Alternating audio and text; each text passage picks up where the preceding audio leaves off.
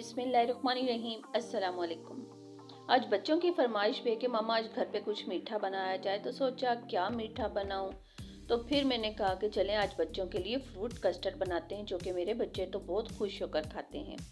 अगर आपके बच्चे भी इसी तरह से खुश होकर खाते हैं तो आप उनको फ्रूट कस्टर्ड ज़रूर बना के दें। इसमें ताकत भी है, ग़िज़ाइयत भी है, क्योंकि जो बच्चे फ्रूट वैसे आम नहीं खाते वो फ्रूट कस्टर्ड आसानी से खा लेते हैं। आइए इसे मिलकर बनाना शुरू करते हैं, लेकिन उससे पहले मेरे चैनल पर जो नए आने वाले हैं, माँ के अनमोल खाने में सब्सक्राइब, लाइक, कमेंट जरूर किया करें। बेल आइकन के बटन को क्लिक करना मत भूला करें। इस तरह से हर नए आने वाली वीडियो का नोटिफिकेशन सबसे पहले आप तक पहुँचेगा। हम वनीला कस्टर्ड बना रहे हैं, उसमें फ्रूट का इस्तेमाल करेंगे, कुछ बनाना, कुछ एप्पल्स का इस्तेमाल करेंगे, जेली का इस्तेमाल करेंगे। आइए इसे मिलकर बनाना शुरू करते हैं।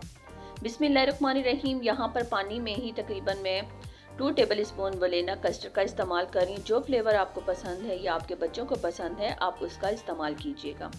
यहाँ 3 से 4 टेबल स्पून पानी के अंदर ही मैं 2 टेबल स्पून वनीला कस्टर्ड का इस्तेमाल कर रही हूँ। इसे अच्छी तरह से मिक्स करूँगी। मिक्स करने के बाद इसे साइड पर मैं कवर करके रख दूँगी।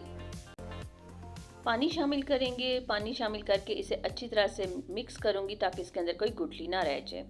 यहाँ 1 लीटर हमने फुल फैट दूध ले लिया, उसे अच्छी तरह से बॉयल कर लिया। अपने टेस्ट के हिसाब से हाफ कप हमने अभी इसमें चीनी का इस्तेमाल किया है। अगर मीठा कम लगेगा हम इसमें और शामिल कर लेंगे।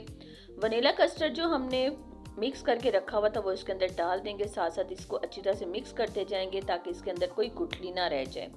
बहुत ज़्यादा गाढ़ा आपने इसको नहीं पकाना, ना ज़्यादा पतला होना चाहिए, ना ही ज़्यादा बहुत इसको गाढ़ा रखना है आपने। चूल्हे की फ्लेम मीडियम टू स्लो रखें और साथ साथ कम से कम आप इसे 5 मिनट तक पकाते रहिए। 5 मिनट के बाद चूल्हे की फ्लेम को ऑफ कर दीजिएगा।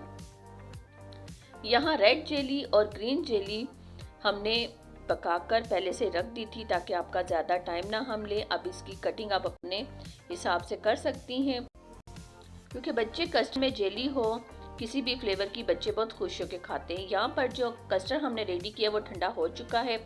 होममेड मेरे पास खोया था, इसे कस्टर्ड में डाल के अच्छी तरह से मिक्स करूँगी।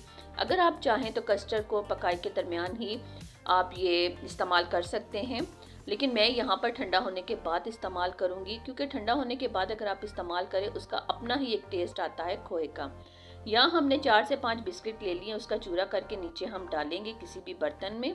उसके ऊपर हम डालेंगे जी कस्टर्ड, कस्टर्ड के ऊपर डालेंगे हम रेड जेली के साथ ही डालेंगे हम मज़ेदार सी बनी हुई अपनी ग्रीन जेली के बाद मैंने कुछ बनानास, कुछ एप्पल्स को बारीक कटिंग करके रखा हुआ है, वो इसके ऊपर डालेंगे। फिर हम खोया डालेंगे और मज़ेदार यमी टेस्टी हमारा फ्रूट कस्टर्ड रेडी हो चुका है। माँ के अनमोल खाने में जो नए आने वाले हैं सब्सक्राइब जरूर किया करें, कमेंट जरूर किया करें। मेरी कोशिश होती है कि आसान से आसान रेसिपीज आप तक लेकर आऊँ, जो घर पर बैठे हुए आप खुद आसानी के साथ बना सकें, घर में मौजूद पड़ी अशिया के साथ आप बना सकें। तो कमेंट जरूर किया करें। हमें अपनी दुआओं में याद रखिएगा।